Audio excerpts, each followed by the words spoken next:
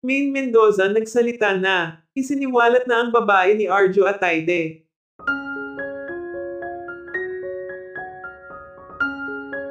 Tila hindi pa din matapos-tapos ang issue tungkol sa nangyari sa relasyon ngayon ng TV host actress na si Maine Mendoza at ng asawa nito na si Arjo Ataide.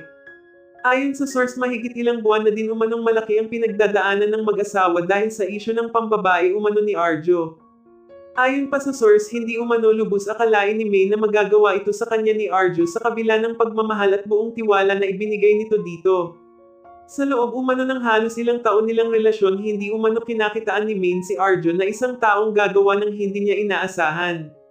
Sobra umano siyang masasaktan dahil sa madiskubre umano niya na habang magkarelasyon pa umano sila ni Arjo, ay may ibang babae na palang nagpapasaya dito. Halos hindi umano makatulog si Maine at hindi umano nito alam kung paano haharapin ang bukas dahil sa nalaman nito.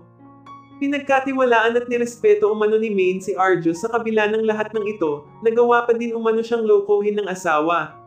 Samantala marami naman sa mga netizens ang nagsasabing panahon na umano para mas piliin naman ni Maine ang sarili nitong kaligayahan.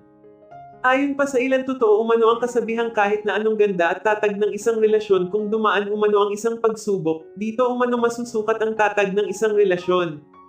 Hindi umano madali ngunit lahat umano nadadaan sa magandang usapan at paliwanagan, may dahilan umano siguro si Arjo kung kaya siya nagkasala sa asawa. Tanging pagkapit sa isa't isa at pagtitiwala sa Diyos ang tanging solusyon sa lahat ng problema.